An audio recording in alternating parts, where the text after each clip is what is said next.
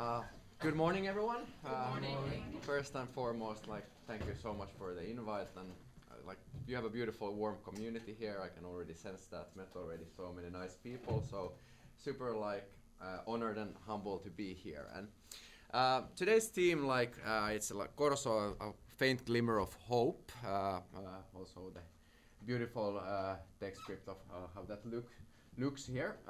I thought that instead of me doing some inspirational speeches about how to do entrepreneurship or how to sell your thing that I normally do, I tell my story, so you get to really know me from the days I was a kid until the day I'm here, and those glimmers of hope I've had throughout the journeys, because right now, you know, times are hard.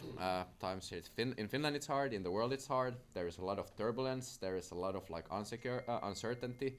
Us creative people, there is a lot of struggles with funding, a lot of uncertainty. So we need to kind of find hope somewhere. So I'm also linking to that notion of hope that you brought to the table.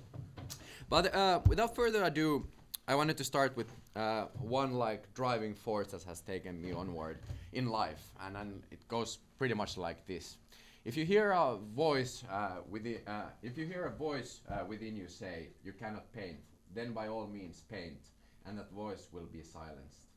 And this is a quote by Vincent van Gogh, something that has driven me throughout my life. I think I've been one of those people that every time someone says I can't do something, or every time I've been not sure I should be doing something, I've done it, and that's taken me to both good things and bad things, and to shenanigans and to some fun things in life.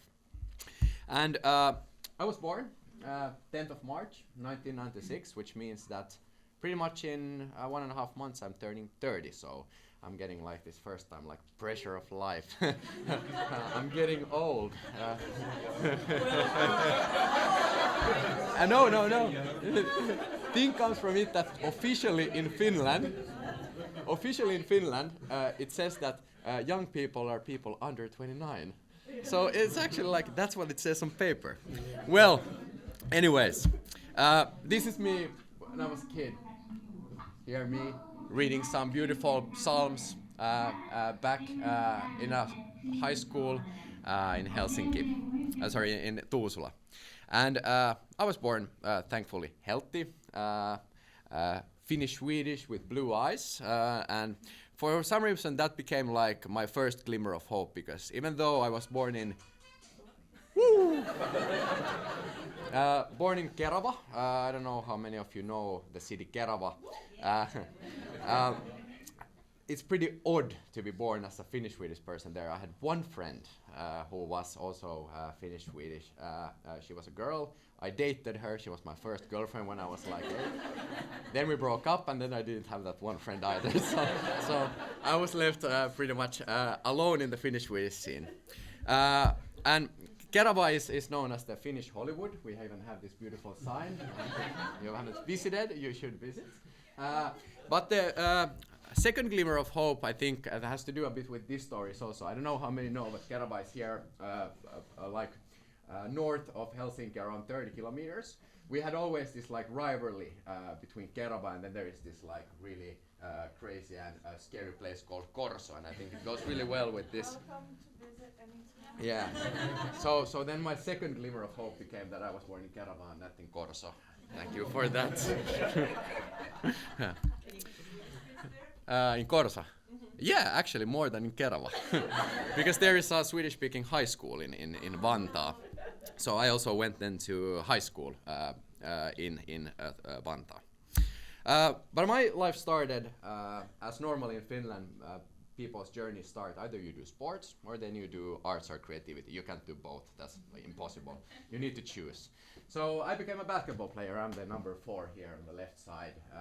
And the beautiful thing was that I was actually pretty good. I got to play some years in the national team, and actually here is a picture of me dunking on Lauri Markkanen, if you know that. It's AI generated. But we actually played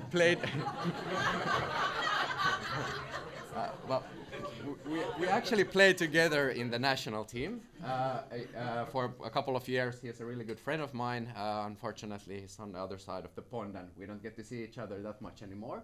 But it was a beautiful times, and at some point we were actually pretty much the same, on the same level. Then one day he was like this tall, as fast and as good, and my third glimmer of hope started slowly but surely like fading away. Maybe I need to do something else. And then this pretty much happened to me. So a promising basketball player didn't grow that tall. And you know, like sometimes life happens, and then when that happens, your dreams are shattered. So at around 18 years old, I had to really give up to the fact that I'm not really gonna be a basketball player. So my dream, like from child until 18 years old, was completely broken, and I had to build my identity completely again.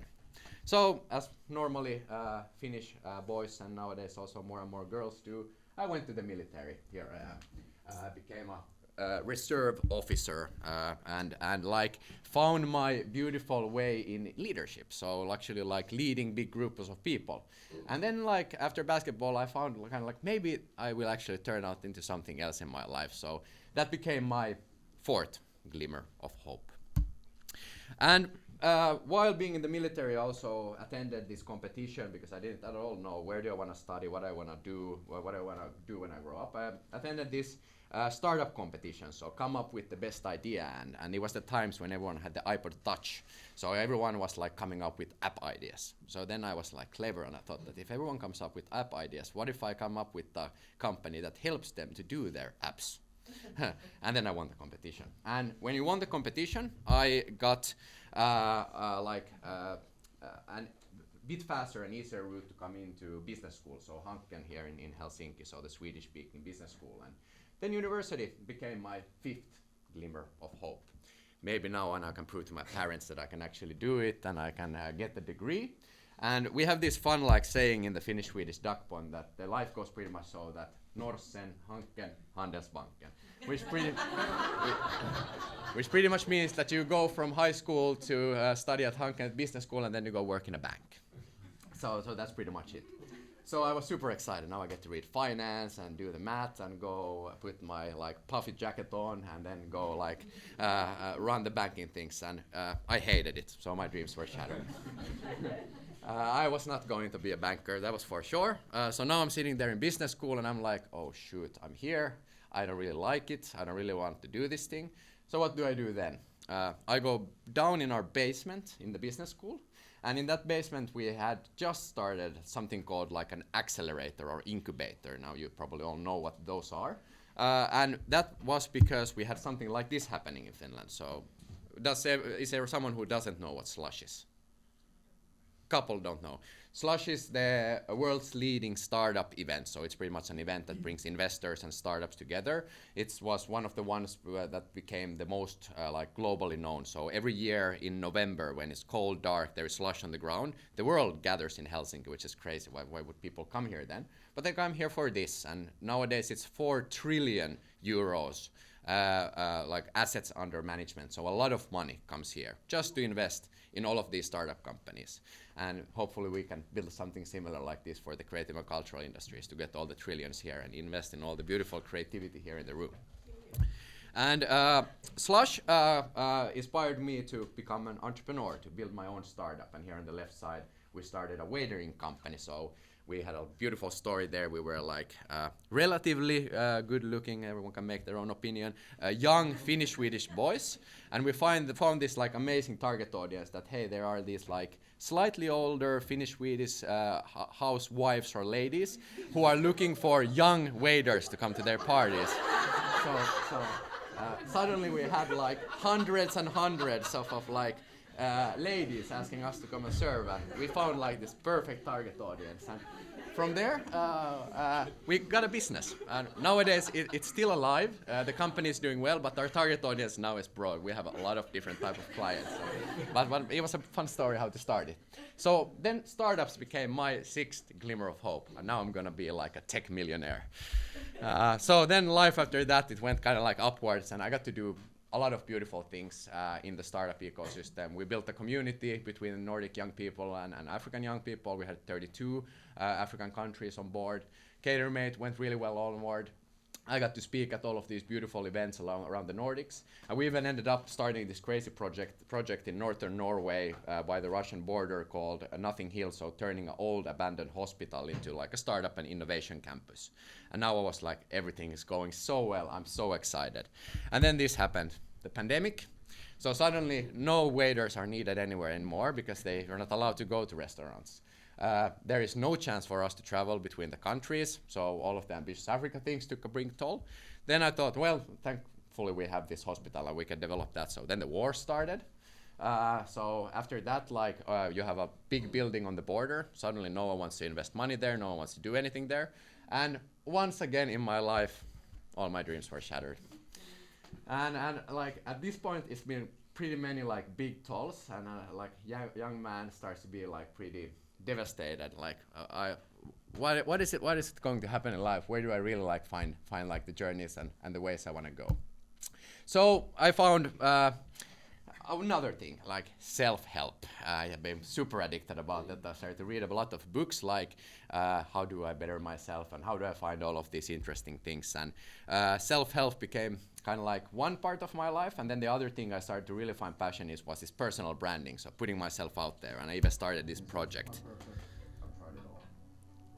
A professional career in basketball, getting a master's degree, starting my PhD, working at a big company, starting my own, running a non-profit, traveling the world, and I just turned 27. Hustling, grinding, but lost in how to start up with myself. It is time to admit I've let my thought patterns define me, keeping me from becoming not what I should become, but what I want. I'm Ronny, and this is my journey through the hours of becoming. So I was working a lot with myself, trying to build like a brand around self-help and myself, and then I stumbled across another problem, which was pretty much that the more I read this self-help, the more I started to see these like patterns that I need to choose. Like there's a book on the power of yes, and then there's a book of the power of no. Then there is a book of the secret is work more, and then there is the secret is work less. And then finally, there's like, it's all about them, so I should actually focus my life on other people, or then I should focus on myself. And then like, I'm like, what should I be doing? This doesn't make any sense. And again, my dreams were shattered. So, once again, I'm at this starting phase, and nothing makes any sense. So, then I tried something else. So, instead of like working at my own thing or working on myself, I thought that for the first of my life, I'll get a job and I go work for someone else. So on the left side, I got this beautiful, because of all of the things I've done, I got this beautiful opportunity to bring a Swedish venture studio here to Finland. So I became the leader of that. And at the same time at Hanken, we actually got the opportunity to scale the business lab operation. So I pretty much started to work on 2 jobs, both in startups, took an employment. And then I also got to work at these similar things on the media side. So there is a Yle series called Sijoittajat, where they look at like people's different profiles as investors. And there's a whole 10-piece series if you want to check it out at some point. But I thought that I'm gonna be a like super successful investor now and helping all of these companies grow. And I think that summarizes it. Oh shoot, can I post? And I think that summarizes it pretty well. So at this point, my life had become a lot about like money. How can you use money for different things? Does money bring me pretty much like happiness? And I think I say here in the end a quote in English. It's like pretty much that there is one religion that each religion in the world bows to, and that religion is money. So you could see my mindset like trying to change and shift a lot towards that. And while I not completely agree with that anymore, I thought it was a really fun quote I saw in the Exit series. If you have seen that series, sometimes tells about these really douchebag Norwegian investors. So pretty much like defined like how I was thinking at that time. And then I think Abba says it really well. Money, money, money must be funny in the rich man's world. And again, my dreams were shattered because that was not true. And I think most of you know it. That money really doesn't bring you happiness. And So at this point, I've tried it all. I've gone all the ways. I've tried ups and downs. I tried to become rich, and I tried to become a good person, and I tried to build cool things, and everything pretty much like just came crumbling down. Somewhere my own fault, and somewhere the like turbulent world's fault. So my life started to be a bit like, how would you say it, like sad. Sitting out of the window, looking and pondering what I want to do, and in all honesty, like this is how I started to look at some point in life, 10 in the morning, like walking in a beer hand somewhere abroad, like just trying to really like stay together. And when you end up in like these like downturns and like life really hits you hard, there is pretty much only one thing that will get you out of that, and that one thing is people, community, and kind of like the same thing we have here in the room. This group of people became my 10th glimmer of hope. This team here, it's Hans, Thomas, Julia, Mirka, and it's the start of a pretty beautiful story. Also, we had some beer there. But it became like a beautiful story called New Nordic Way. New Nordic Way was born in November 2023. And New Nordic Way was the first thing in my life where I actually saw all of these different things like that I've done, all of the passions that I have like falling together and starting to make sense. And some of you most likely know the Ikigai model, but it's a Japanese model, and it's pretty much finding your reason to being, so the reason why you get out of bed each morning. And it's pretty much like finding something you love. For me, it's always been creativity and culture. It's finding something that the world needs, so can we actually help the creatives and the people in the cultural sector to do better in these hardship times. Then we got this idea of building an event. That's something you can get paid for. And all of this startup knowledge, all of this business knowledge that I've had, that was something I was really good at, and something also that is really needed here in the creative and cultural sector. So I found my passion, mission, vocation, profession, and it started to feel like a really good reason to get out of bed, not to drink the beer, but to actually do something. So with the New Nordic Way work, we started to hear a lot of like asks that we would need this like slush for the creative and cultural sector. So we got this idea of what if we would create this future festival called What's Next Festival and get a couple thousand people together and create some experiences. I did a pitch to a couple of foundations, and they said, hey, you can do it here at Lasipalatsi-kortteli. And suddenly like one and another thing start to like fall in place. Like maybe we could do this cool event in the city center, put creativity and culture in the forefront, and start building actually something that is really needed. And first that became around something really odd in Finnish, so Outo. We got a fun brand name for it. Then with a couple of steps, playing around with the oddness around it, we started to find our tribe, we started to find our community, and someone of you might have heard about this new festival called Oddfest. It was born. So these people being together, kind of like the passion and the mission being there, and New Nordic Ways like work starting to turn into something, we were able to like create something similar mission as a Slush has been for startups, now for the creative and cultural sector. And next I'll show a couple of minutes video a bit what we were able to build in 6 months when you really put your heart and passion into the work.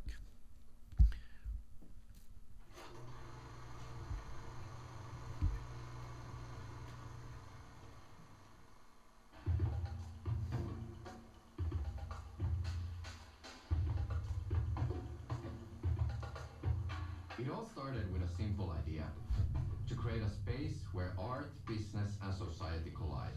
A place where creativity is celebrated as a driving force for change. Over 40 speakers, 16 plus live music acts and 20 plus creative showcases, all converging in the heart of Helsinki at Lasipalatsi-kortteli. Our theme this year? Chaos and acceleration, because we believe that real progress starts with disorder. Welcome to the first ever Oddfest. What is relevant when we will be discussing the fact that creative work is work? Is it just a festival, or is it something more for Finland and its creative economy? Oddfest is this incredible festival, really celebrating creativity and connecting creativity to business and purpose. Oddfest is one of those rare occasions where you can actually get those people together in one space to really share everything that they've learned from very different experiences and mindsets. It's only talking with each other that we actually start to understand that we can work together and we have tremendous synergy. Oddfest on erilainen tapahtuma, koska kaivataan enemmän luovien alojen yhteistyötä ja synergiaa.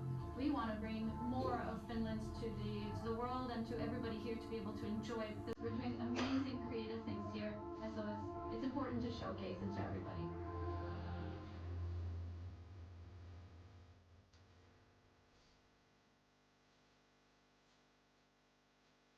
Miksi tää on tärkeetä? No, tää on tätä päivää. No fiilis on outo. Mä en oo koskaan tehnyt aikaisemmin. Rytmi oli tosi kova. Tasapeli. Heitettiin käsipäivää ja mä sain uuden ystävänkin.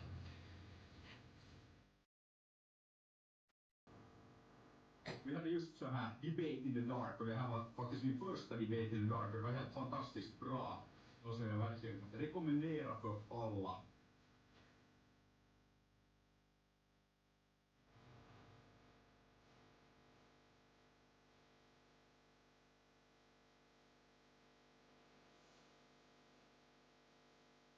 I think any moment is important where different people come together and then it's always shaped by that moment. You can build a program, you can make all the plans, and at the end of the day, it's also good to just let people be in the space together to see what happens.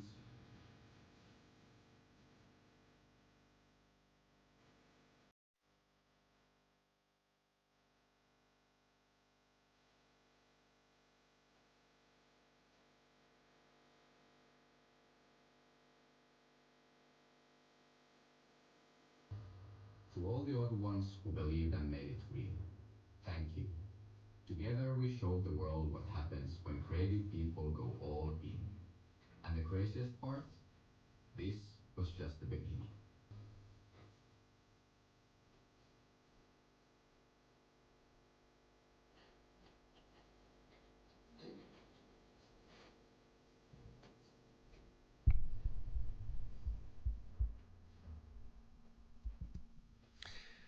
So that's what we got done in the amount of 6 months in these hardships times. Not me, but actually like I think 150 people working together from the creative sectors. A lot of students, a lot of creatives, a lot of people who just like saw that we need to build something for us to meet, not only with each other, but get the world to know what we're doing together. So kind of like this 10th glimmer of hope started to realize. And then came the summer, and in these hard times, see if I get out of this video, just like this.